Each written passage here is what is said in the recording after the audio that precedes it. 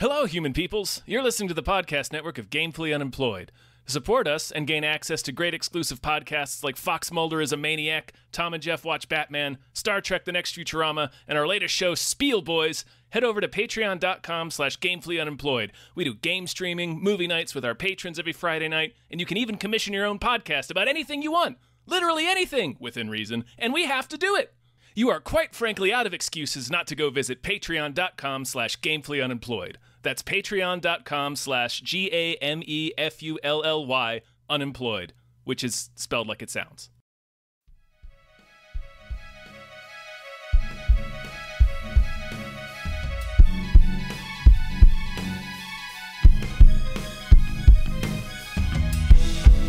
Hypecast mit Tom Reimann und David Bell.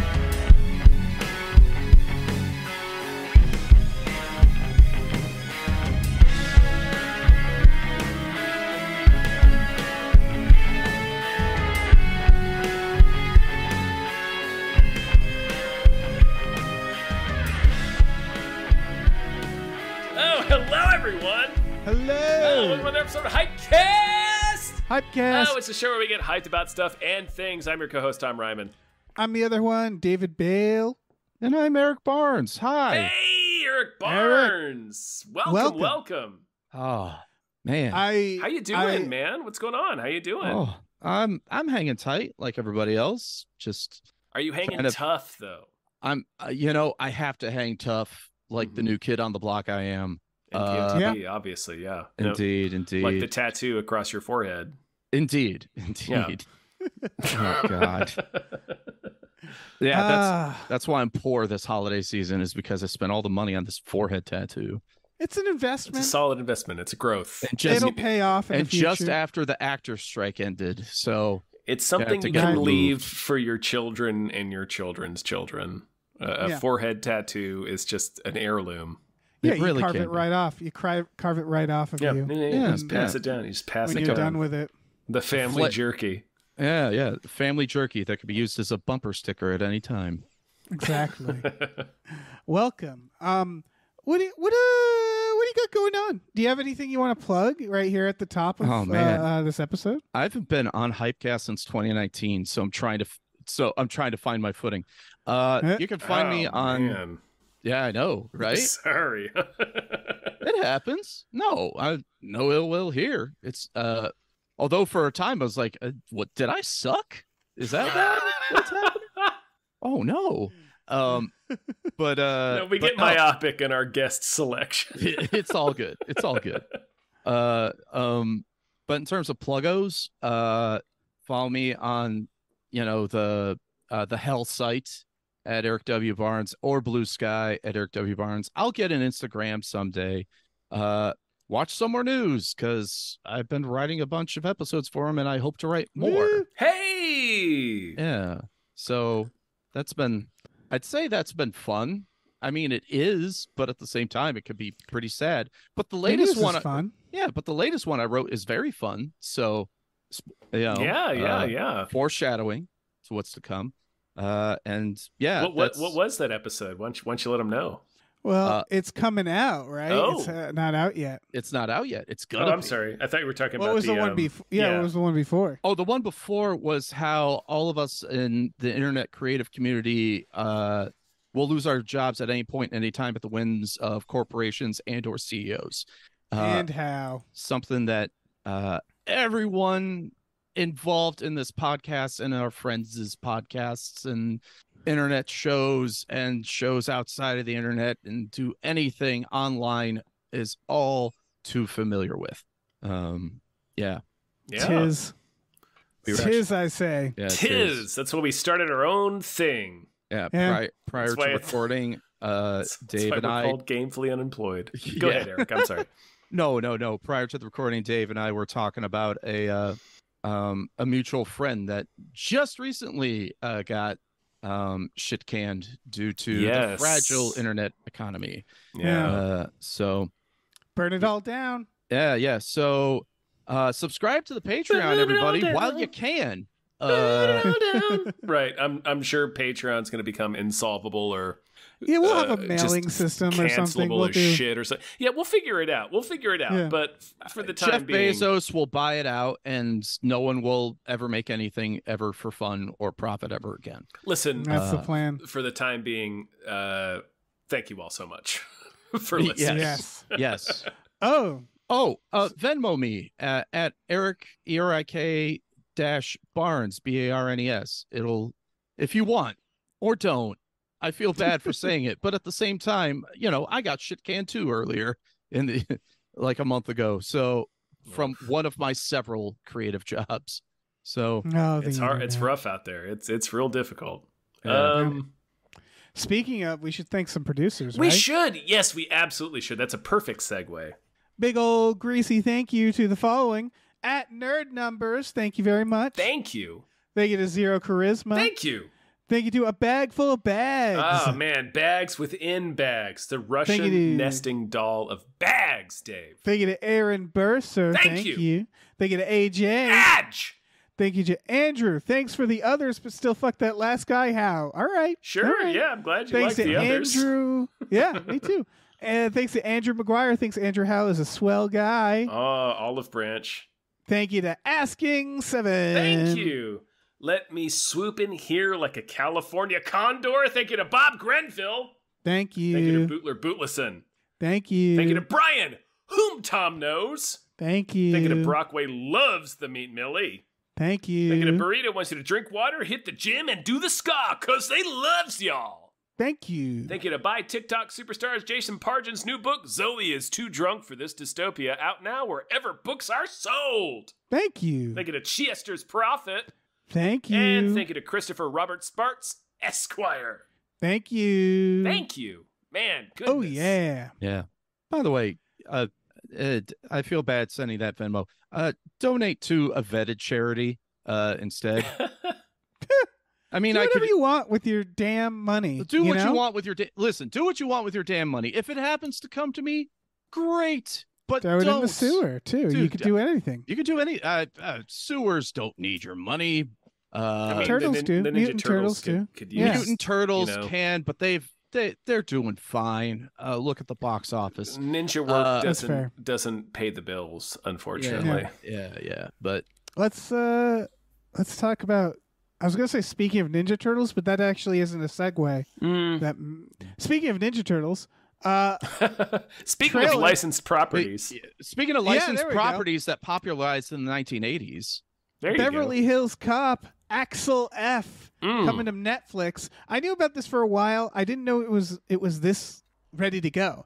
Like I thought it was I didn't know it existed yet. I thought it was still like they had been talking about a Beverly Hills Cop 4 for decades now. Let me tell you, as a kid who had a lot of daytime Comedy Central in my life, I've seen this movie a lot, the original, from various starting and ending points. And yes, I've seen the sequels, Part 3 starring George Lucas. Very excited for this. Yeah. What do you guys think? No, I'm into this. Like I didn't love Beverly Hills Cop 3, but I didn't hate it. Not many people loved Beverly Hills Cop 3. I didn't hate it though. Like it still has some fun stuff in it, and this one looks fun. They got Taggart back. Like he's back. They do. He's old as shit, but he's back, man, and that counts. And they got Rosewood back. They got there was somebody else. I think they have Bronson Pinchot back. They have Joseph Gordon-Levitt as well. They do. And he looks like he's really existing in the universe. He is. He's taking a bite out of crime in this universe. I'm into this. I love it. The only thing this could have done wrong is not be a comedy, and it looks like a comedy. Yeah. So it was only. I mean, they did a lot of action, but it was a lot of silliness too. Like it looks like an action comedy. At one point, I knew the Bad Boys for Life guys were gonna do this movie, but they did not end up doing it.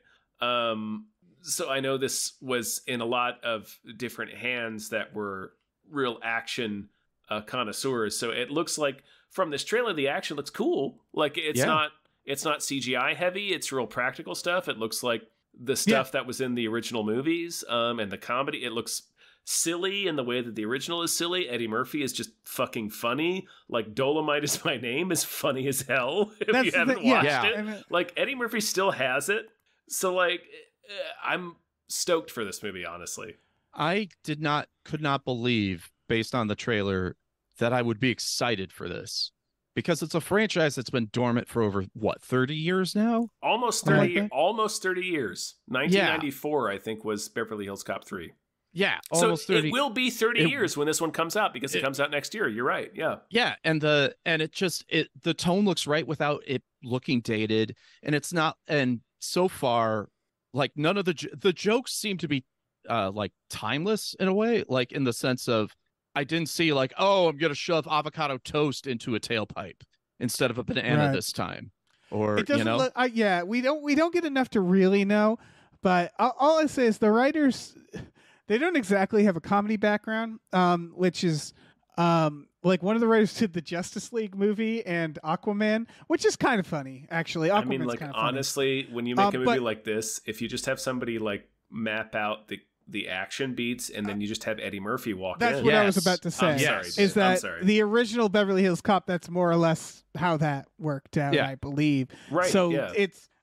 This is all to say that I'm like optimistic, and I'm also like, ultimately, I'm like, I also have nothing to lose here.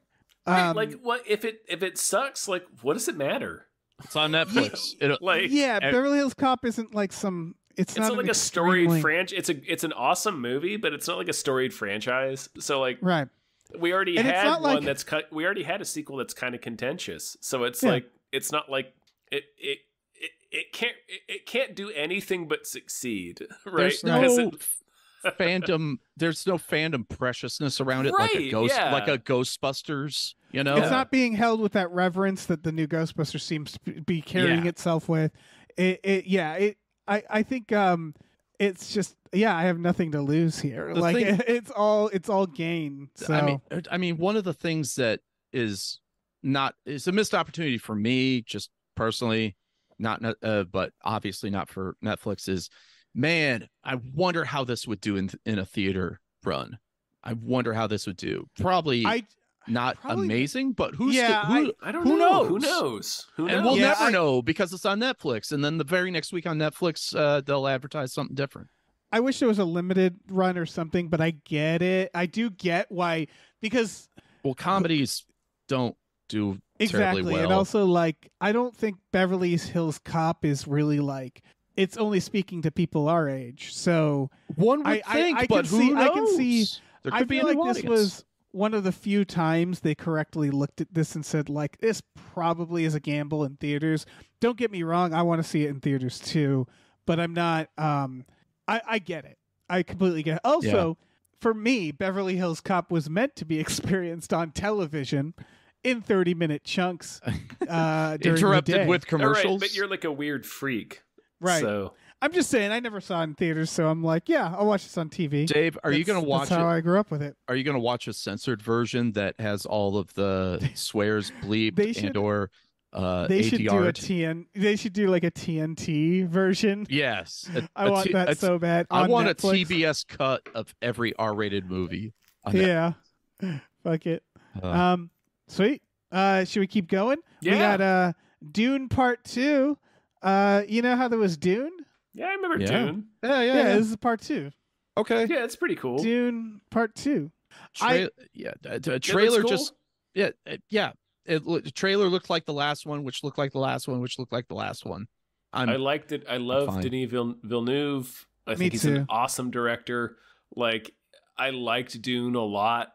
I like the original Dune. Like, I'm into Dune as a story. So I liked David Lynch's Dune. I fucking love that movie. I remember one time it's weird and strange. Yeah. I do remember the one Halloween party where you dressed up like Sting from the original Dune. That's right. Yeah. I really wanted to show it off. I had listen. I did you kept the work. shouting at me like you were high. I will kill him. Oh God, yeah. Oh. No, I worked hard for it, so I really wanted to show off. No, I like Dune. Like, I think it's a good story. I think it's cool. Yeah, I like the David Lynch version.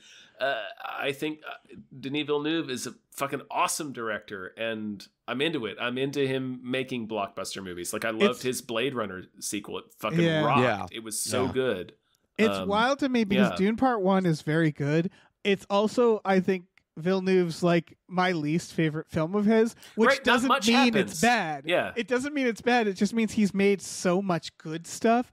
That said, I feel like Part 1 was a lot of setup. Like you ever go back and watch and like a lot like if you go back and watch Fellowship of the Ring, that film is weirdly small. When you watch it again, you're like, yeah, this is also set up. Like there's nothing wrong with being set up. Good movies can be set up. Not at all.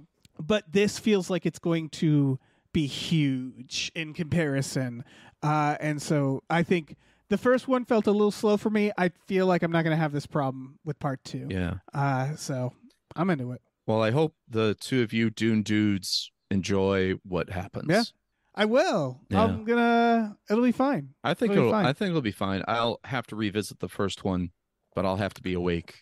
It's hard. It's so much vibes. Yeah. It's a real like I put on while you're going to bed movie. I understand why people aren't into it. I really do. I don't fault anyone for it. Like it was a VHS that we had recorded off of HBO. It's we were like the one weirdo fucking family that liked David Lynch's Dune. Like I get that it's like it's wordy and world building, but there's also a lot of Game of Thrones in it, which I brought up in our podcast when we covered it for We Just Watched. So like I see what people see in Dune when they're like, we need to adapt this. Like this could hook people. Yeah. I have no complaints about Part 1. The reason I say I'll have to be awake is more of what Dave was talking about. The vibes, and it's so kind of methodical and calming that it can lull you to sleep, not because you're bored, but because it's just quiet and with bursts of action that, like bleh, get you up. But it's I like that it's a realized a sci-fi universe. It's a thing that's hard to describe or articulate, but I don't want to say like the phrase that's in my mind is, oh, it's a world I want to live in. And that's not quite right because I don't want to live in the Dune world. No, you don't. But like the Dune world, it feels lived in a way that Star Wars did. Like it has that Star Wars element where it feels like, okay, I understand this universe. And it's cool and it's interesting to me. Like, I don't know. I'm into Dune, so I'm so fucking excited for Dune Part 2. Yeah. I love they have Elvis playing the Sting role. Fade Rathud. I forget what his name is. Fade is his name. Who's playing him? Austin Butler, the guy that played Elvis in the now bus. Will he do now will he still have the accent? I hope he fucking better. Please sound like Elvis. He better sing "I'm All Shook Up" in their knife fight. You ain't nothing but a spiced worm. I will kill him. I will kill him. I want this for you. I can't help for Baron Harkonnen with you. Oh man. So our next one. Harkonnen's such cool. Oh, sorry. Yep. Next Sorry, one. Moving on. I felt the transition. I love this for you, Tom, so much. I'm excited for Dune, guys. I like it. Dune has been a presence in my life since as long as I can remember. Oh, like no shit. Because we moved to Germany when I was a very young child, so all we had were the VHS tapes that we had, and one of the things we had was Dune recorded off of HBO. So I watched Dune a lot when I was a tiny child.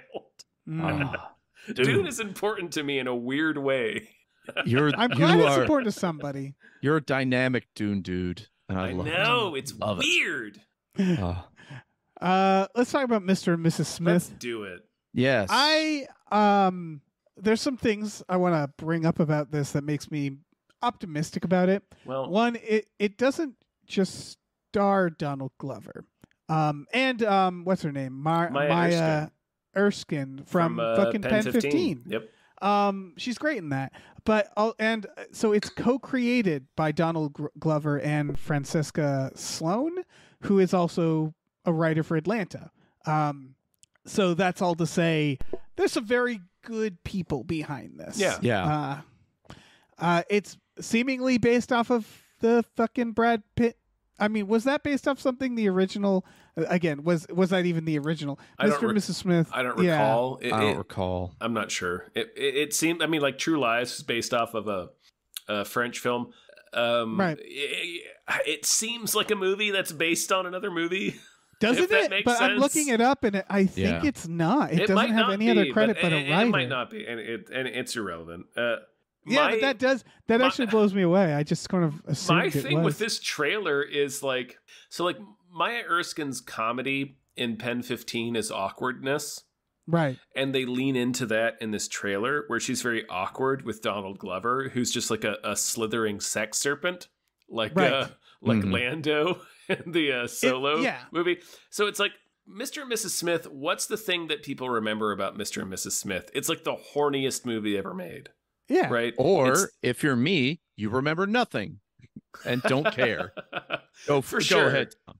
For sure. But like it's the horniest movie ever made. It's the movie that like imploded Brad Pitt's marriage.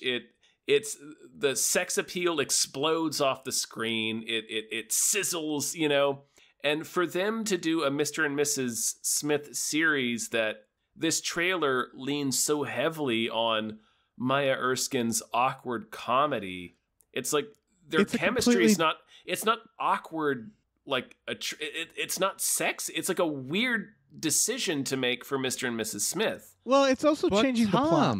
Tom. It should be noted that the plot is completely different. Oh, the plot of the original is it's a married husband wife that don't know the other one's right. spy. They don't know either that either this is a spy, is the right? opposite. It's two spies who are posing as a husband and wife.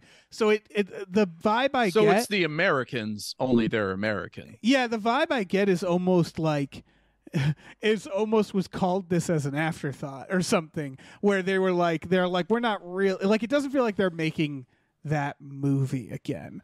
To like I don't know exactly what happened. It has nothing to do with the property.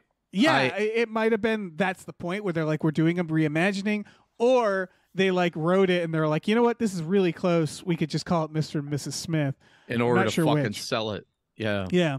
No, that's the thing that's frustrating is that it's clearly trying to be its own thing and tell its own story, but is lobbing on to a familiar IP in terms of in name only. I understand why they did it. I hate that if that's the case, that's the reasoning. Why? Yeah. That we live in a world in which that has to happen. Much like Beverly Hills Cop, I'm like, there's nothing to lose here, right? Like Mr. and Mrs. Smith isn't like that. I've watched that movie 3 times. I never got to the end. But it's equally nothing. But it's equally nothing to lose to not call it Mr. and Mrs. Smith as well. Right. Right. Especially since this is a series and not a movie.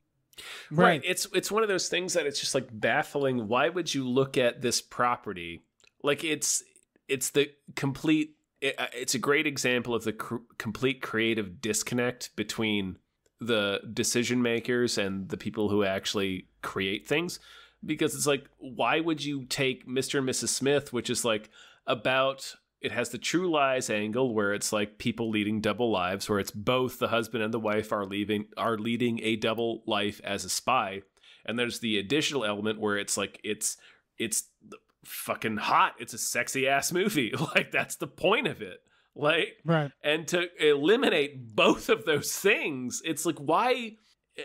It's like making a James Bond series and making him an electrician. It's like, what is the, or a it's beekeeper. The only, right. It's like you only recognize that Mr. and Mrs. Smith is an IP that has like pop culture clout, but you don't understand anything about it. And like this is like the best example that I can think of it, because it doesn't have anything. It has no element of the original film. Yeah. So why even make this have anything to do with it? It's so weird. You're preaching to the choir. I guess I'm just not that upset about it because I'm not upset about it. It's just give weird. A shit about. Like I don't care, but it's strange. Yeah. It's fine. It's like, it'll pop up on Amazon. We'll all forget it the week it comes out. and then we're like, oh yeah, that's right. We'll watch a couple episodes, fall out of favor until the next thing comes along. I think Just that's like even generous. all of those series. The thing that immediately came to mind is the new Quantum Leap, Dave, because we covered it on Hypecast, and we just kind of like were like, well, the original Quantum Leap is not an action show. It's about like it was like a civil rights show. And then this reboot is just a full-on fucking action show with like the trailer is like car chases and gunfights and stuff. And we're like, this is not the show, so we don't understand what this is. So this is just like another one of those, I guess. Did that come out yet? Oh, it's out. I think it's in season 2 or 3 at this point. I think it came and went. It might be canceled at this point. I'm not sure, but I don't know. It's like me finding out, Octavia Spencer's been on an Apple Plus show, and that show was in like season 3 or 4, and I'm like, what? How'd that happen? These things happen. There's just so much TV. There's too much. There's entirely that's too the other much thing. TV. Is I'm not even sure if I'll be able. Like I want to check this out. I like Ron Perlman's in it. Yeah. Ron Perlman, Parker Posey's in it. They got a lot in the cast. John Turturro. There's a lot. Paul Dano. But like, I don't know. Who knows if I'll ever actually watch it too. But I don't know. It looks chill. It's got the right people behind it. So I'm willing to bet this is a good show. More likely than it'll be a bad show. It's probably because fine. Of the history of the people making it. Yeah, like I know Donald Glover is writing it. I think. Yeah. Well, I'm pretty sure he is, and I know he's producing it. I'm sure it's going to be good. It's just so fucking weird that they slapped the Mr. and Mrs. Smith label on it because it's not what the show is. Yeah. Yeah. I honestly don't. Yeah. Who? I was looking into it just now and I can't find anything. So can we call it Alf who the fuck instead? knows? We might as well. Might Let's as call it fucking Alf. well, man. Like it's. You could figure out a way to call it The Fugitive. Just make one of them a criminal that has to do this. Like it's so. I prefer Alf. It's Alf now. It's Alf now. Yeah, it's just the point I'm trying to make is it's so divorced from creativity. It's just that's a thing that people recognize. So just call it that. Yeah. I really want to talk about this next one. Let's do it. Let's do it. So let me amend that. I don't really want to talk about this that much. If the from the imagination of John Krasinski, inventor of good news, who sold it for several $1 million, and it's been 4 years. Good. It's just so much funnier. We shouldn't see it. This is just Drop Dead Fred. Like No, it's no. just very funny. No. This It's is- an anime that Erik pointed out. It's an animated show that I grew up with called Foster's Home for Imaginary Friends. Oh yeah, I know that show. Yeah, only John Krasinski just put in celebrity pals and made it a film. It's just so I want to point this out about John Krasinski because here's the thing. Let me pause real quick. Is it an anime? I'm sorry. I think it's just an animated film. It's Foster's Home for Imaginary Friends was a Cartoon Network show. Oh, I'm sorry. I thought it was an anime. My mistake. I knew it was a pre-existing cartoon show. My mistake. Right. Continue, Dave. So John Krasinski has 3 big things of recent, and I want to, as a creator especially, they're all fucking ripoffs. That is Some Good News, which is not. I wouldn't say a ripoff of. I mean, you could argue it's a ripoff of Some More News is Some Good News section, but it's also just a terribly uncreative idea that he sold off. Other talk shows did this. Yes. Then there's A Quiet Place, which, if people don't know, is there's a book called The Silence, which came out years before A Quiet Place, that is the exact same goddamn premise, and A Quiet Place was accused of ripping them off. Then they made a movie based on The Silence, and everybody was like, this is ripping off A Quiet Place. Right, it's it's like, no. the Netflix film with Stanley Tucci. Which I'm sure that's not a good movie, but it is the opposite. The Silence was a book that A Quiet Place very much ripped off the premise for. And then this. And this one he's actually writing. And it just looks like, again, it's just based off other shit. So this is all to say that he's like very, very good at completely fucking repackaging other people's ideas. And then, oh no, he did write A Quiet Place. Never mind. He did. He absolutely wrote A Quiet Place. So that's his thing. No, he did not. He's credited for screenplay by on his IMDb. I was pretty sure it was a pre-existing screenplay, wasn't it? I think there was other writers on it, but he has a screenplay by credit. I'm gonna look this up real quick. It's Brian. It's Now- 3 people, and one of them's John Krasinski. In fairness, I didn't really see much of what the story is about for this one in the trailer. So maybe he does have a unique twist on this retreaded idea, but history tells me probably not. I think what it is when it says from the imagination of John Krasinski, it's the funniest fucking thing in the world because he has shown time and time again that he doesn't really have much of an imagination. And that's what it comes down to for me is like, they Okay, keep so propping Dave, him up. the two guys wrote A Quiet Place. Paramount bought it, and then they hired Krasinski to rewrite it and direct. Yeah, that sounds about right. There it is. Yeah. So yeah, it's just like Jesus fucking Christ. Like it just feels like he's just pulling a grift at this point. Like everything he gets greenlit, I feel like is through the goodwill of who he is, as opposed to what he has to offer creatively. And that's frustrating. That's all. Yeah. We'll see. There's a lot of good people in this movie. Like that's the thing is it isn't to say that there isn't like talent and effort behind it. No, of It's course just not. very funny that they play him up like he's like fucking Tim Burton or something. Like, look at the wild imagination of this guy. God. And it's like he has yet to prove himself to have an Have we imagination. even There's- said what this movie is about?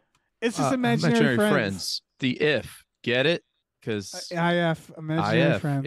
yeah. It's a Get home it? for imaginary friends, and Ryan Reynolds runs it, and Goof 'em Up's happen. Mhm. Waka Waka. Right. That's the Yep. trailer. Yeah. It looks like shit. Yeah. If you watch Not this into it. movie, just Venmo.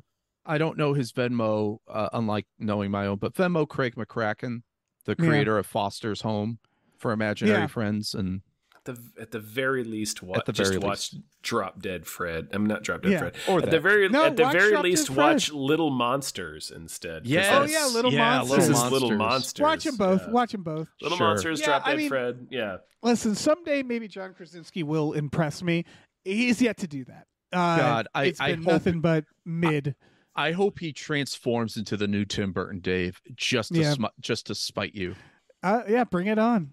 The new Tim Burton, John Krasinski. He was good as Jack Ryan. I'll give him that. I really Sure. like his Jack Ryan. I'll I take wish your word season for 2 it. was better. I really move wish on. season 2 was better. Yeah, let's move on. Speaking of detectives, nope, Jack Ryan, he's an analyst. True Detective Night Country, with Jodie Foster. It's they love doing this. True Detective. It's a good fit. Yeah. It's Alaska. It looks good. Yeah. It is I'm going to look up her name because I can't recall, but it's the director of Tigers Are Not Afraid. Oh yeah. Okay, so I am fully on board. Yes. Issa Lopez. Yeah. I love every single True Detective season. And part of what I love about it is it's a different director each season, right? Yes. I believe so. Well, no, I think the first 2 seasons were... First 2? Oh, no, wait. No, you're right. The first 2 seasons were... Or the first 3 seasons were written by Nick Pizzolatto, but I think you're right that they all had different directors. His name is Pizzolatto? Hold on. I've got to look it up now. 'Cause I- that's Yeah, awesome. Pizzolatto. Yeah, Nick Pizzolatto. Oh, what a wonderful name. Yeah, He I'm wrote trying the to first figure out- 3 seasons, and this third season, this 4th season, he is not involved with. Okay. So the original creator is not involved, but it is That's- written and directed by Issa Lopez, who did Tigers Are Not Afraid, which we've covered and we just watched, which is fucking excellent. Oh yeah, really good. Perfect Really, choice to do really a good. True Detective. It's a Yeah. supernatural crime movie. I fell Perfect off. choice. Perfect choice. I fell off during season 2, and it just didn't really get me like season 1 did. But this looks very refreshing. Yeah, you should give season 3 season 3 is more like season 1, and I Yeah. liked it a lot. Season I 2, like 'em all. I liked all of them, but season 2 is I definitely feel is the least of the 3. It's more Chinatown and I put this in the notes, but the vibes of this trailer is like gives me Fargo with a mix of Hannibal set in the universe of The Thing, just because of how stark black and wintry and snowy everything is. Yeah, I mean, like Fargo, they really love switching it up. They love this anthology, and we're gonna like bring it to drastically different locations. I love detective anthology where it's a season a case. I wish The Killing kept going. I thought The Killing was very underrated. The first season of The Killing is terrific. Oh yeah. And then it sort of lost its way a little bit. But True Detective, again, for me, it's just like I honestly felt like people got way too intense about the second season. What I mean by that is like it was always going to be different every season, and people aren't always going to like the seasons as much, you know? And I think the problem was it started so strong, and then like the moment it was too different, people kind of turned on it, I thought, too fast. Because like you're saying, Tom, season 3 is then its own style that's completely different. And I expect this is going to be completely different too. Yeah. And I'm very excited for it, you know? Maybe I'll love it, maybe I won't, but I hope they make 20 seasons of this because it's one of the most repeatable fucking shows. Well, the thing I'll throw out there to challenge what you said is that there's a definite connection between season 1 and 3, and season 2 doesn't have that. Yeah. So I think there is an elemental factor to what makes a True Detective season. I'm guessing this season definitely won't connect as much, though. I'm not sure. I think it's the cosmic element, right? There's a cosmic horror element to the show that's really only present in seasons 1 and 3. In season 2, season 2 has nothing in common with season 1, right? Which I think is why people. I think that's the biggest reason why people were so turned off by it, because it was just like, how is this True Detective season 2 if it doesn't have anything in common with the first season in any way? I guess I'm scared the producers are gonna do extremely opposite, which is why I'm really glad that Issa Lopez is taking it over essentially as writer as well, because to me that says that she might disconnect it a bit, you know? Yeah. Because I think a series like this needs to be vastly different between seasons. It does, but it needs to have some cohesive elements, and I think the cohesive elements of True Detective is the cosmic horror element. There is a vague supernatural hint in seasons 1 and 3. It's not really present in season. It's a little bit present in season 2, but it's more in the foreground in 1 and 3. I'll just argue back to Dave's comment by just saying, I just didn't like season 2. I didn't care whether or not it was connected. I just didn't care for it. For sure. Yeah. So there are those people too that are like, oh, for sure. Vince Vaughn, no thank you, please. For sure. I thought that was some of his best work, honestly. Yeah. I'm not saying he was too. I'm not saying that it wasn't his best work, but maybe I just didn't care for it. Yeah. No, for sure. He's just an element of various things. I don't mean to draw this out further, but it's more of we can't make a blanketed statement on why something didn't work for people. I think, with True Detective, there's a few things that concerns me. Is you're right about the cosmic element, Tom, but I think other people would argue it's about telling 2 timelines, because that's what 1 and 3 also did that I believe 2 didn't. And so no, it did. Did it? It flashed forward. It didn't. Okay. It didn't do concurrent timelines, but like season 1 did 3 concurrent timelines. Right. I would argue and that season 3 did 2 concurrent timelines. I would argue that none of that is the thread. I think the actual thread is right there in the name, True Detective. It's a character piece about the detectives being destroyed by their work. Like, I think that's what the common thread that they really. I agree with you, but I think the oppositional element that has to be an insurmountable force. So it's like this. That's where the cosmic thing comes in. It has to be this like the first season of True Detective ends with them looking up at the stars and having that moment of like, they're all lights. You know, I know what you're talking about. I would be more. I'm sorry, I would believe that more if season 1 and 2 were like that, and then season 3 wasn't. You know what I mean? Because they clearly are, by making season 1 and season 2 what they were.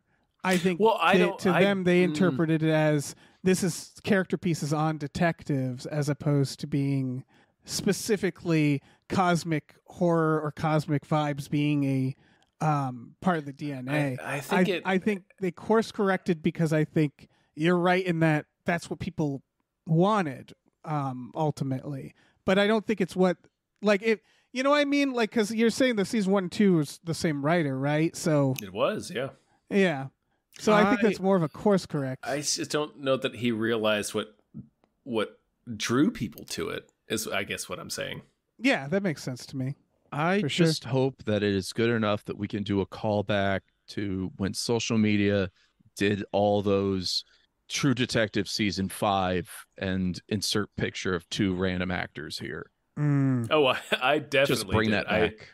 I did it when I took over the Cracked account. We did a week where a bunch of us took over the Cracked Twitter account, and I did one where I did that with the T-Rex. I did Whoopi Goldberg and T-Rex. Of course, yeah. Oh, that would be so good. Yeah, just bring that joke back. That's all. I want to be good enough to bring that back.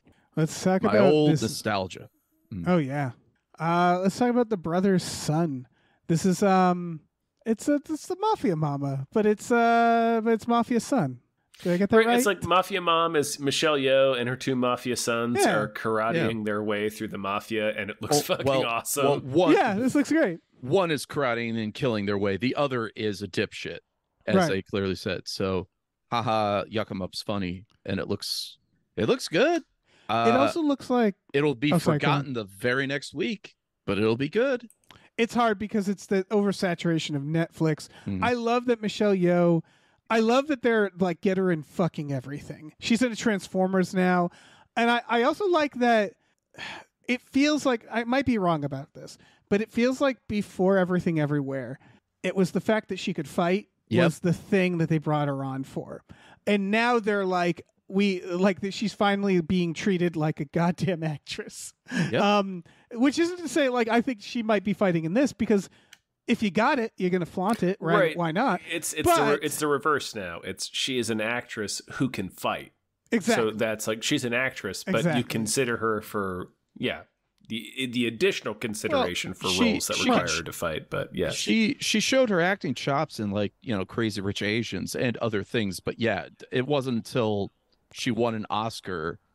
All she had to do was win an Oscar to prove to Hollywood. Right, yeah. She can act. It's garbage. It's trash. It's ridiculous. It's but dumb I'm glad. as fuck. Yeah. No, I'm glad.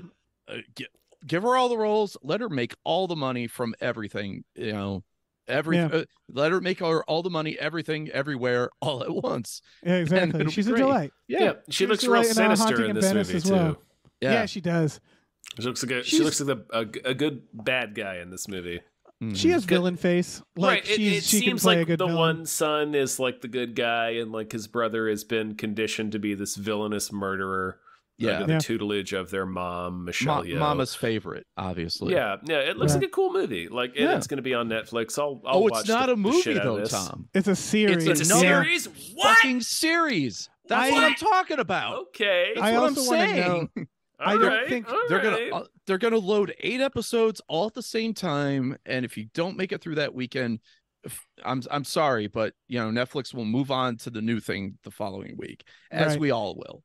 Here is one thing that concerns me is she's doing 10 things, and what I can't help but notice is that it's all side characters or voices, and maybe that's what she wants because it seems like she's not committing. This seems like she's probably a side character in this, right? I know she's front and center in the trailer, but I wonder how true that will be, especially since she's so busy. 10 minutes for every 1 hour of that show, maximum. Yeah. Yeah. So I'm wondering, they're sticking her in so much. She's in the new Avatars. She's apparently in those,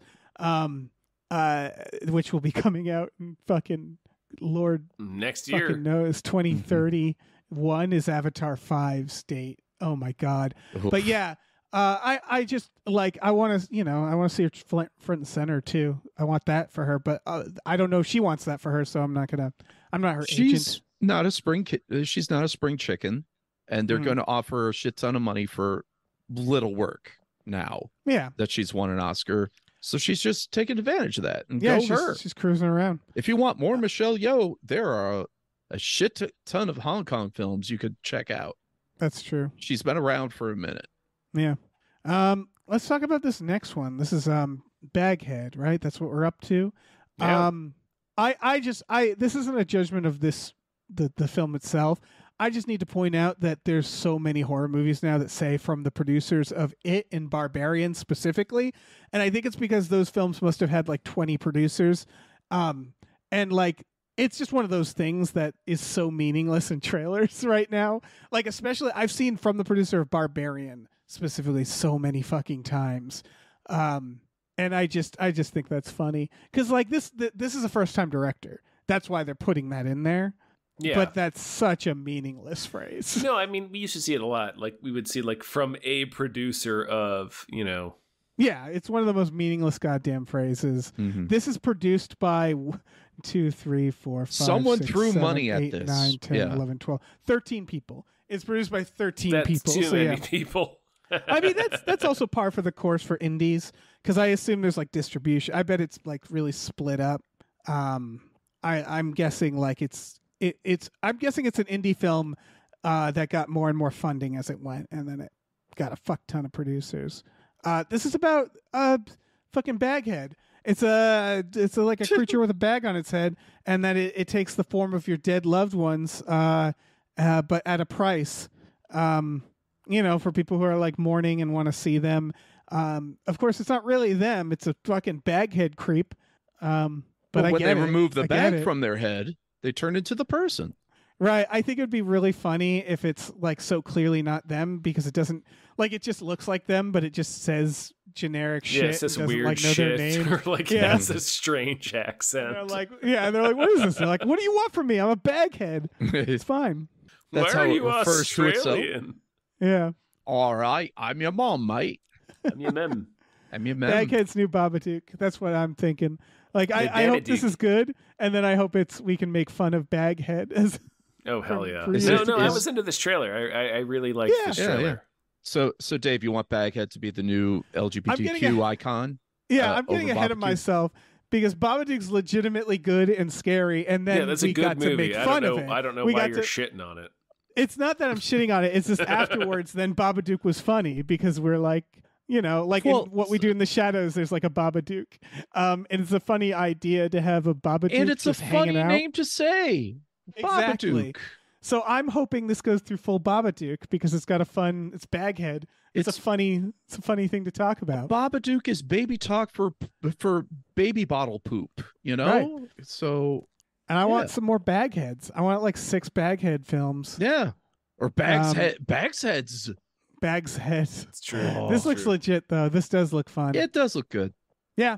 Yeah. It at least this trailer. People should definitely check out the trailer for Baghead. I'll see it. Oh yeah. Mm-hmm. Yeah, it looks gnarly. I got nothing else to say about Baghead. Sorry. No, I think I'm all finished with Baghead. Yeah. All right. Sweet. Handling of the Undead. This is from fucking Let the Right One In. The writer. Yeah. The writer of the novel, I should say. Sure. This is the writer of the Let the Right One In novel that the fucking Norwegian very film good was based off of. Film is based on, yes. Yes, that there was remade in a pretty good film. I haven't seen that one. Let Me In is fine, but Let the Right One In is amazing. Yeah, and Let the Right One In, I would argue, is it's a take on it's like a grittier, more emotional, more human take on vampires, right? Would you guys agree? Yeah. And that is all to say that this is clearly that, but for zombies. It's an emotional human take on a zombie apocalypse. It's getting some like growing hype for that reason, and I can see why based on this trailer. What'd you guys think of this? I'm tapped out on zombies for a long time, but this is pretty refreshing if it obviously it's going to have the horror and zombie elements, but if it's focused on the theme of you gotta accept that people are dead, I think I think it has legs. I mean, it's not an original idea. I've seen it in various ages and stages throughout the Walking Dead series, but obviously that's an entirely different tone. Right. But this is in terms of family members being unable to let go of their undead family members, but this will be I think this this has sad as shit. This one will be sad this one will be a slow burn to the sadness as opposed to the but she's my daughter, I can't let her, There's been other horror or zombie movies that, like Train to Busan, surprisingly leans into the sadness, the mourning that comes with this. Maggie is of course another one. I think the reason why people are burnt out of zombie films is the same reason they're burnt out of any genre that gets oversaturated, which is at a certain point the studios just stop trying, right? Yeah. They just say like, it's just zombies plus, like that Zack Snyder zombie movie. It was fine, but you could tell it's like zombies in Vegas. We're gonna superficially mash together these ideas. It's a zombie heist, whereas like what refreshes this stuff is having someone actually having something to say. I would argue that's like James Gunn's superpower with superheroes, is like a lot of the time they're like, look at this, it's a new refreshing take on superheroes, and it's usually like a very superficial change, whereas James Gunn is just like, I'm gonna actually tell a story about characters, and I'm going, and that's kind of it, and I'm going to use this genre to do weird and new things. Yeah, I think Peacemaker is probably the most interesting superhero thing that's ever been made. Right. And very so, much like, so, yeah. It's a shame there's so many zombie movies that are just sort of made cynically, but every now and then I think there's still ones that pop out that have something to say, and this very much seems like one of those. Yeah, and the other thing too about zombie films is that it originally, it's like with any other threat movie, right? Jaws, it was one shark. Yeah. What if there were more sharks? And then people sharks. But then people dominated them. We see the movie in which people survived and they fought through the more shark. It's the same with zombies. One zombie was creeped out and a threat, and then we develop what is the lore around the zombie? Now it's, can they survive a fleet of zombies, an army of zombies, a swarm of zombies?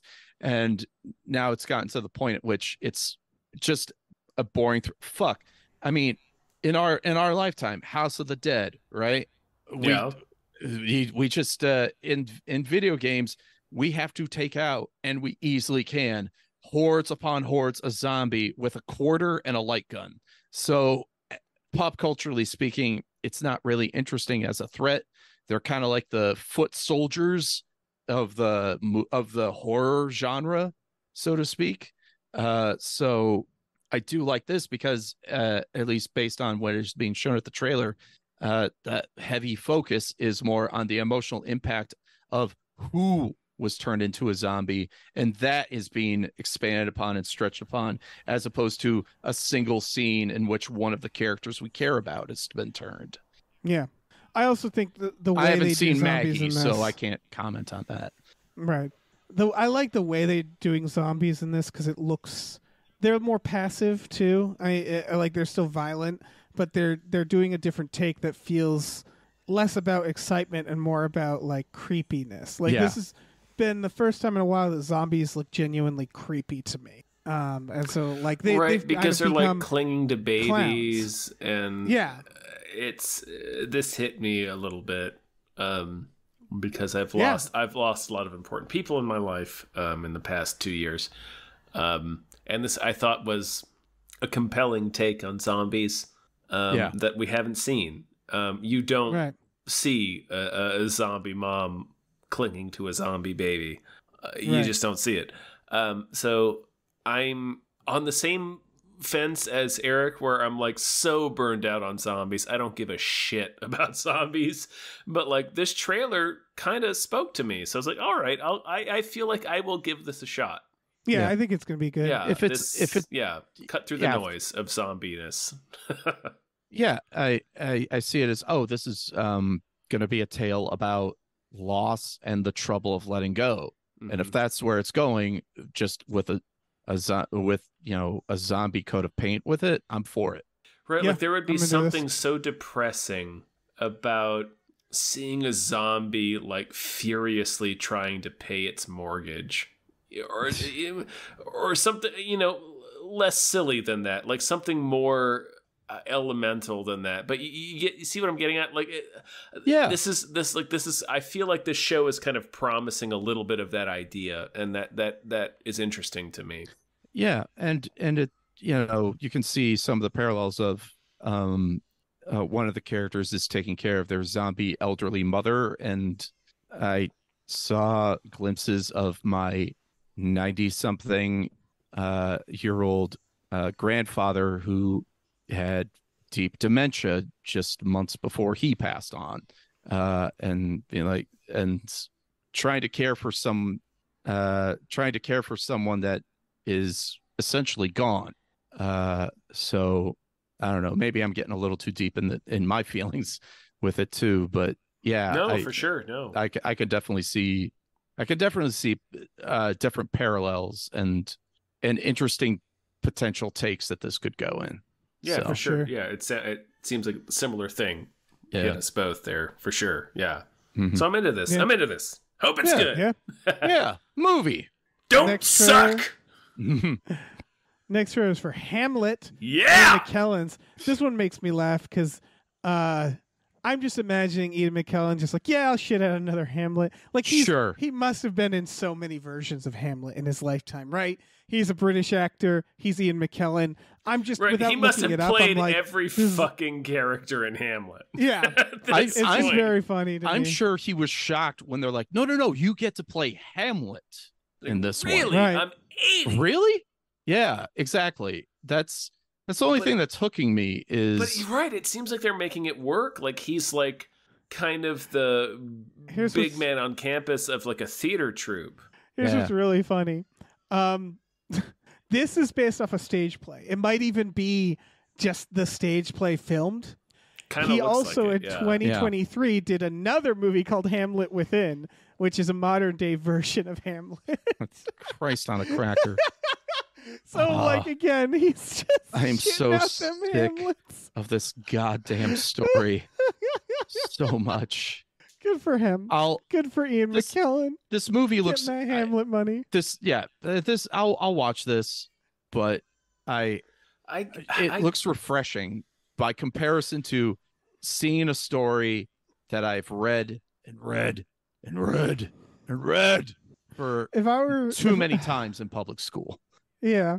Oh. If I were Ian McKellen and people asked me about Hamlet, I'd be like, it's no Cats, but Yeah. like Cats was the height of my career. Cats But yeah. provided me more money. It's so good. He did a Hamlet in 1970. I have nothing else to say about this. I just think it's Rum funny. Tum Tucker. Do not You do not think of me as some kitten of cheap tricks. Uh, No, I'm into this. Like, I like the Yeah. idea of casting Hamlet as an old guy who is like sort of the elder statesman of a theater troupe, and it seems like it's based on the intrusion of new talent and him feeling threatened by that, as opposed to the original story of Hamlet, which is, of course, that his father, the king, was murdered by his uncle, who then married his mother to become king. So it's like I can see how you could easily transpose that to the acting world, just the fear of competition, being threatened by other people coming in. It's a new producer of the play, for sure. or- yeah. Yeah. So it's As like, opposed to King. Yeah. yeah. So like we were saying, there's been a million versions of Hamlet that we've all seen. But this is a cool idea that I haven't seen before. Casting Hamlet as being really old is a cool idea that I haven't seen before. So into this. And of course, it's Ian McKellen who rules. So obviously, I want to see him play Hamlet. Yeah. Even if he is 78 years old. It's fucking wild to play Hamlet in your 70s. But sure, let's see it, man. Let's do it. Yeah. And they're all delivering the dialogue as if it is Shakespeare's text, but they're delivering it as natural. They're not and that's equally as refreshing because you never see that anymore either. Oh yeah, right. He doesn't read it with like the rhythm of like a poem. He just says it. None of the characters do, and it's great. Yeah. Yeah, looks interesting. One more trailer, folks. This one dropped, I think, today. This is Civil War. From Alex Garland. Directed and written by Alex Garland. Mm. I didn't know Alex Garland was a part of this, so I started watching the trailer and my eyes were all ready to roll. I was just like, I don't need this. And I'm still not sure we need it. But then once I found out it was him, I'm like, fuck, he's kind of done no wrong for me. And then like, Jesse Plemons explodes into that. Shows up as a militia man, and I was just like, fuck. He looks like he's doing so good with his fucking bright red glasses. Yeah. So like, this is all to say Alex Garland, he, for people who don't know, he's made Annihilation, he made Devs, he made Ex Machina, he made Dread. Men, he made Dread. So he's never really, like a lot of people didn't like Men, but I thought Men was I did like personally. Men. Yeah, personally, I did pretty much like Men. I mostly liked it, but there's I just have notes, but that's me. For sure. But in general, I think Alex Garland rocks. So no, some more backstory. Dread is amazing. Right. Full stop. Oh my goodness. Yes. Some more backstory here is A24 has recently been thinking about making blockbusters. And this is apparently their biggest budget endeavor. It's like 65 million or something like that. And so if it feels to me like A24 is making blockbusters like we used to, because this still feels like Outbreak. I know this still feels like a mid-budget. I wrote down it's a Gerard Butler action movie, but with an A24 coat of paint. Right. It's White House Down and those type of things. It's an Alex Garland film. Like this is the same budget as Alex Garland. I feel like Annihilation feels as big as this. Yeah. But it's slightly bigger because it's about a fucking civil war. With President Nick Offerman. Yeah. Oh.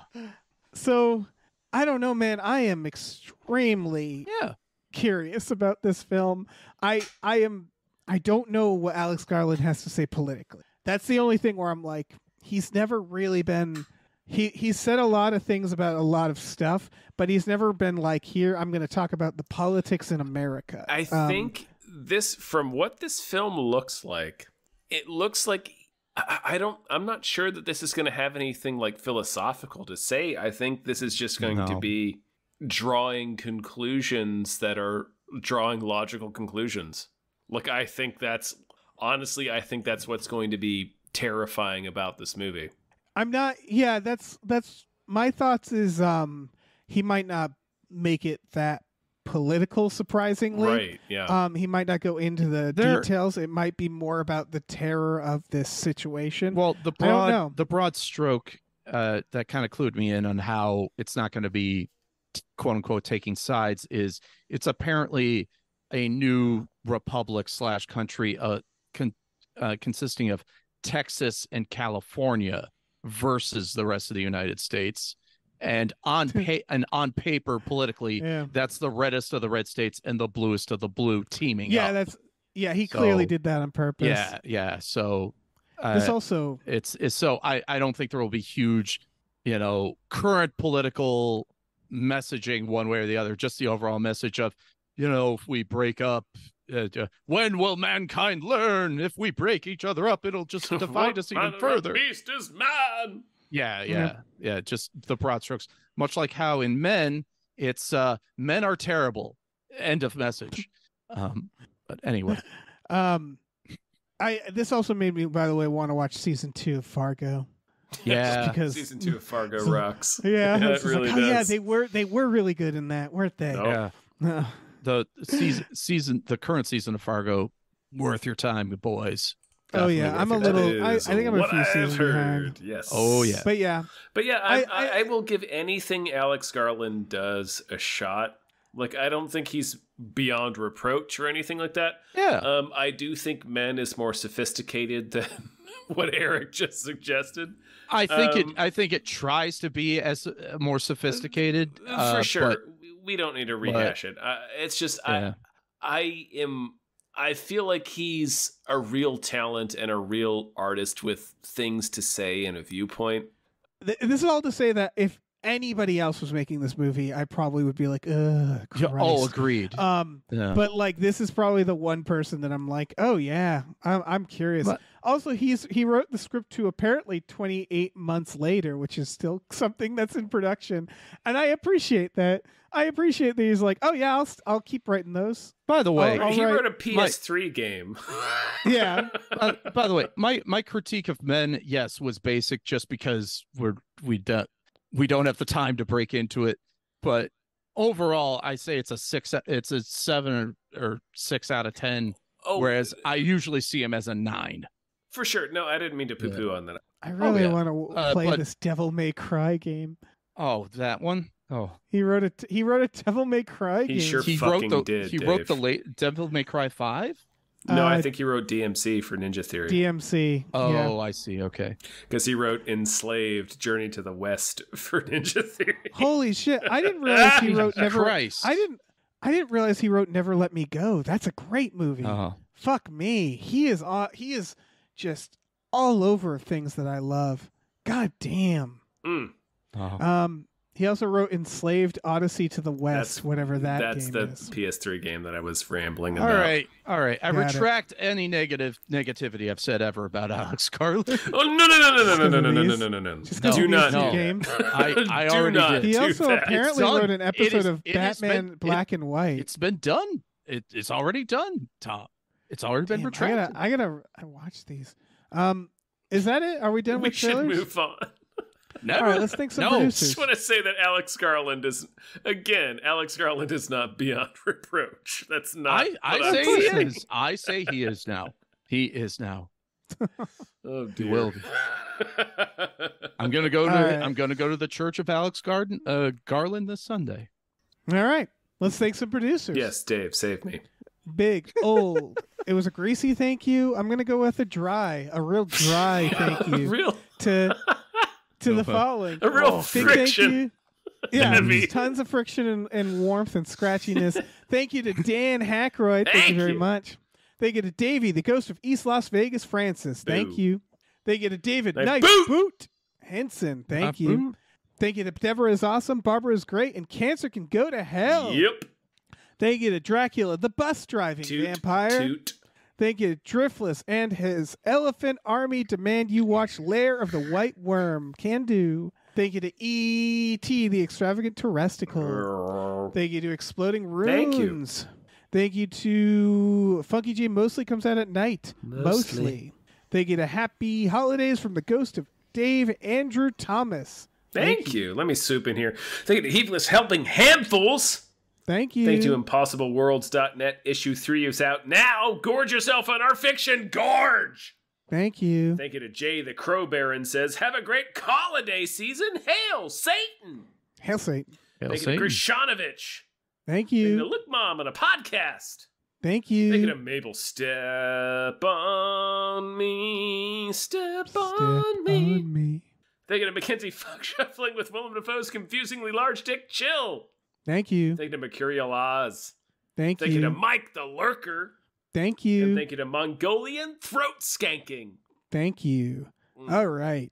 Tom, you thanked Brockway Loves the Meat Millie. Yes. They got skipped, apparently, last episode. That's you. That's on you. Shit. Yeah, that's on you. Well, thank you, All right, Brockway Loves the Meat Millie. I'm sorry. I am desperately sorry for that. No, truly, I am. I really am sorry for that. Apologies. Okay, let's go to the stories. Ask for forgiveness from Alex Garland. I will. Yeah. Alex Garland, please forgive me. I will download, pirate, purchase, steal any copy of Enslaved, Odyssey to the West that you wish me to. And also to with make you. up for it. So we got these Golden Globes nominations. Best Motion Picture Drama, Oppenheimer, Killers of the Flower Moon, Maestro, Past Lives, The Zone of Interest, Anatomy of a Fall. I have not seen 3 of these. I'm hoping to see Zone of Interest tomorrow. Man, I'm so into Zone of Interest and Anatomy of a Fall. Did you? I saw Anatomy of a Fall already, which I'm going to say for our We Just Watched thing. I am so excited for Zone of Interest. Excited feels like a weird word. That's drama. Yeah. Yeah. Excited is a weird word. Best musical or comedy, Barbie, Poor Things, American Fiction, The Holdovers, May, December, Air. I've only seen Barbie and The Holdovers from that list. This is all to say that this is basically what the Oscars are going to look like, right? Yeah. It's Golden Globes 9 times out of 10 are the Oscar prequels. They're going to look like a shade of this for sure. Yeah. I don't disagree with the movies that they're zoning in on here, you know? No. I'm trying to think of if there's anything missing from this. I mean, I don't think so. I hope Anatomy of a Fall doesn't just get Best International on the Oscars. I think it deserves Best Picture as a nom. So it also has what I would argue to be Best Dog Actor. Without spoiling anything, there's a few scenes with the dog acting. There's one that I absolutely assumed wasn't done with a dog, and apparently they trained the dog to do the thing. And I was like, wow, that's impressive. Very good dog actor. Did the dog do a soliloquy or? Yeah, I mean, I'm not going to say Ed anything. Harris of dog actors. Oh, wow. It kind of was. It was an amazing dog actor. So, it's just a very good dog performance. Very good movie, too. Should the dog be nominated, Dave? Yes. Okay. Yeah. Let's vie for that. Yeah. Instead of, I don't know, Bradley Cooper. Sure. Yeah. For the movie nobody's seen. Let's move on, Dave. What's the next news story? All right. Next news story is just the fact that Tubi is going to stream a bunch of DC movies for free. Sure. Apparently, they have a deal with Warner Brothers, including the Batman and Black Adam and Suicide Squad. So I think I don't know what this says about WB, but I do like that Tubi is going to be our new TNT/TBS/USA. Yeah. That they just dump everything on like it's a television. Because Tubi has ads, right? Yeah.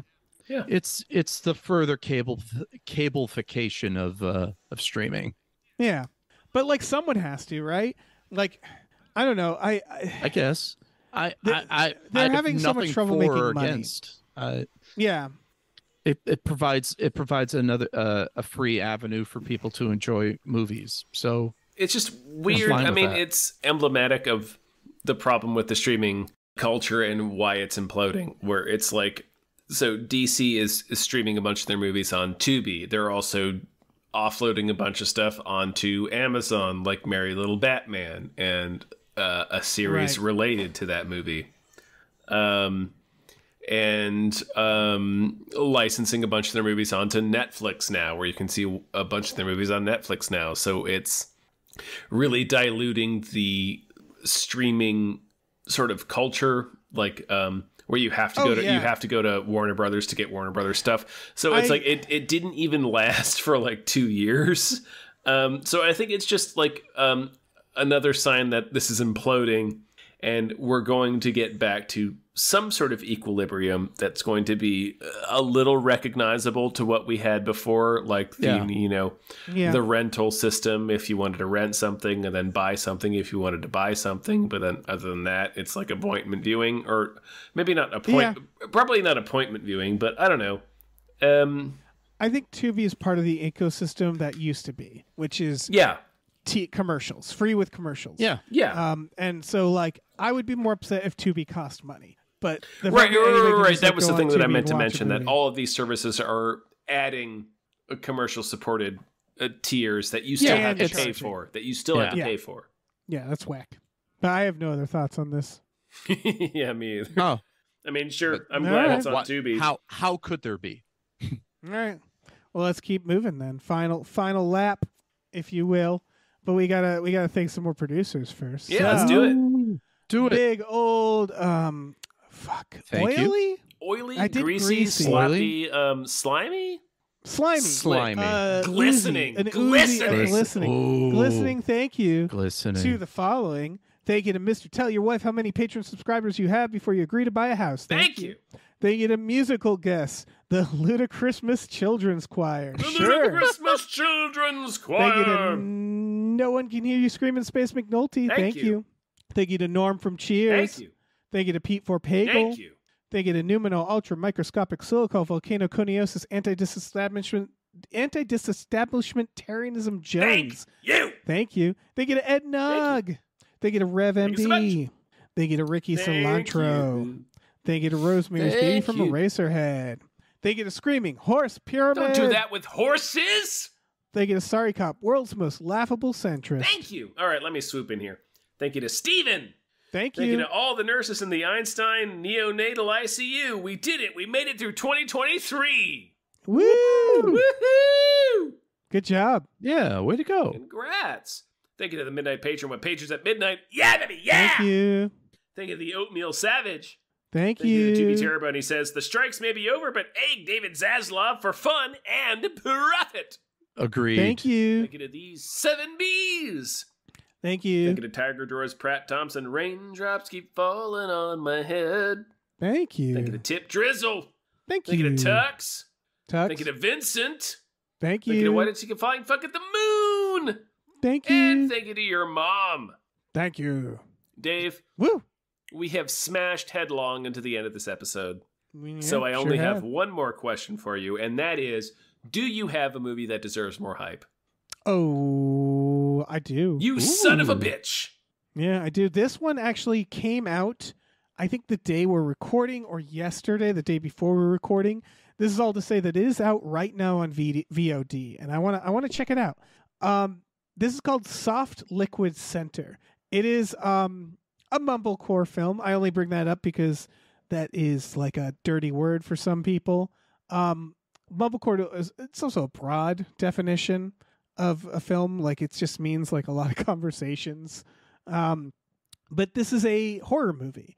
It's the co-writer and producer is also the star, and it's about a young lady who just went through a breakup, and she starts getting haunted by her ex. Literally, the furniture starts moving around on its own. There's like weird sounds, and we learn that her ex is using some sort of like ritual to do this. So it's a pretty loud metaphor.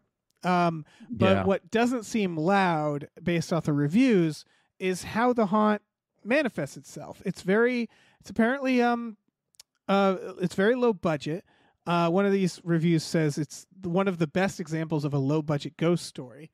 And that's because I think the haunt itself is a little more like vibey, a little more surreal.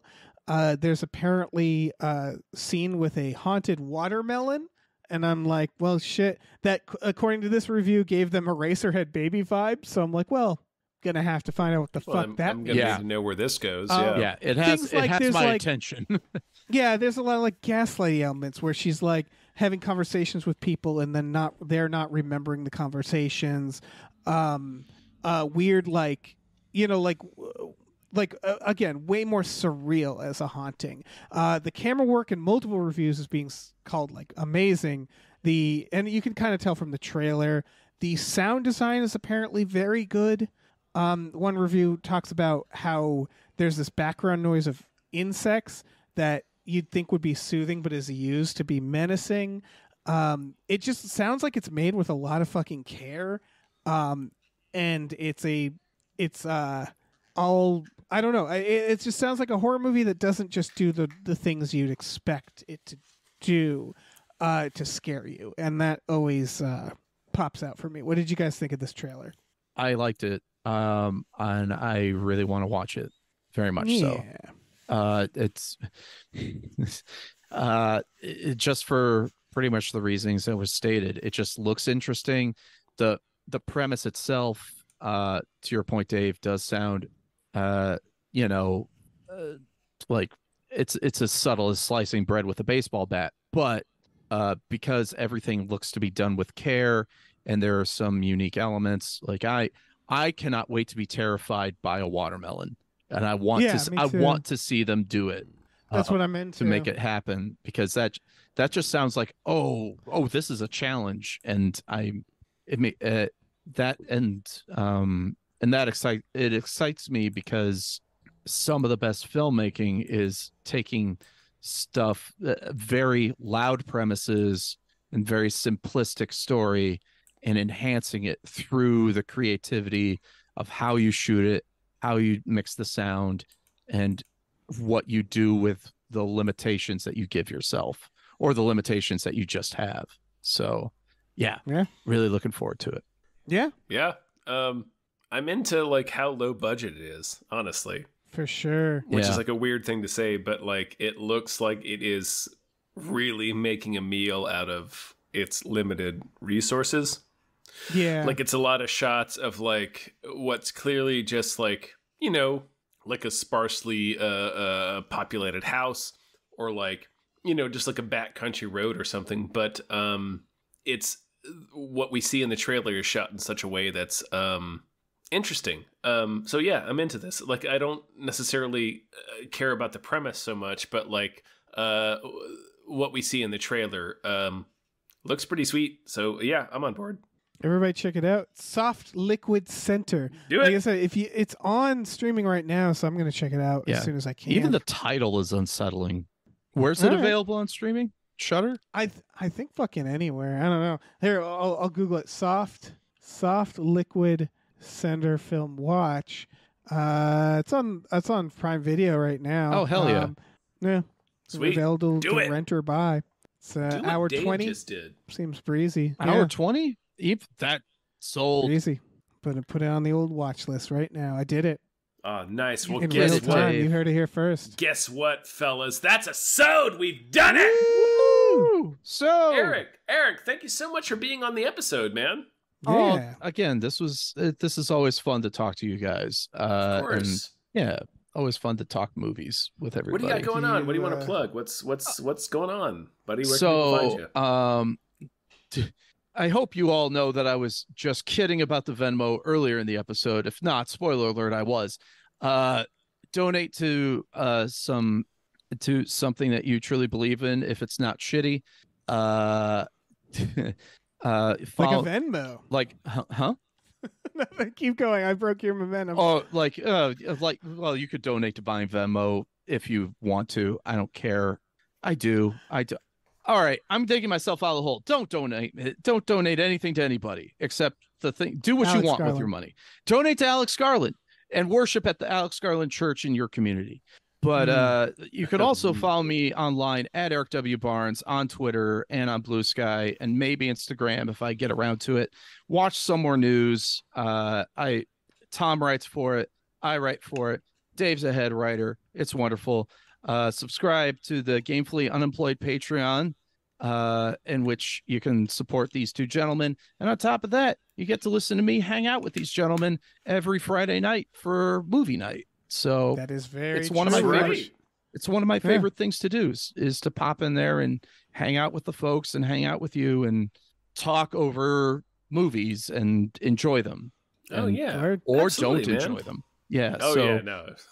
They're not always the best, but definitely a highlight of my week for sure, too, as well. Yeah. So, but yeah, thanks for having me, and any other, of course, and anytime. Yeah, of course. So, yeah, thanks for being on. Yeah, that Patreon is patreon.com/gamefullyunemployed. If people want to check that out, $5 a month, you get access to Tom and Jeff Watch Batman, Fox Mulder is a Maniac, Star Trek: The Next Futurama, Spiel Boys.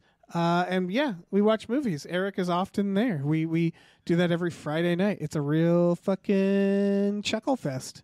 Yeah. With pals. Good or bad, it's always fun. We also have a store. Head over to gamefullyunemployed.com where we have a link to our Teespring store, where we have all kinds of cool artwork and designs you can get on t-shirts, mugs, stickers, posters, all sorts of things. So slap your peepers onto that. Do it. I think that's it. Yeah. Donate to worthy charities, not to me. Bye. Bye. Bye. Bye.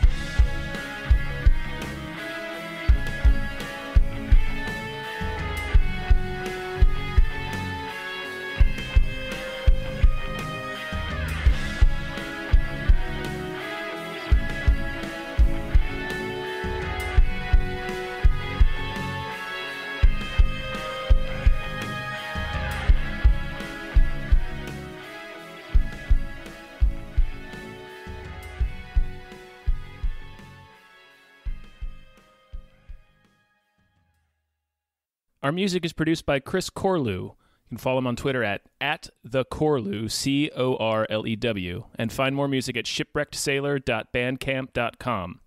Our channel artwork is produced by Michael Vincent Bramley.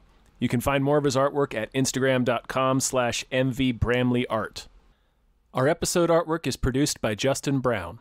You can follow him on Twitter at @JustinTBrown and find more of his artwork at artnessbyjustinbrown.com and justinbrown.info.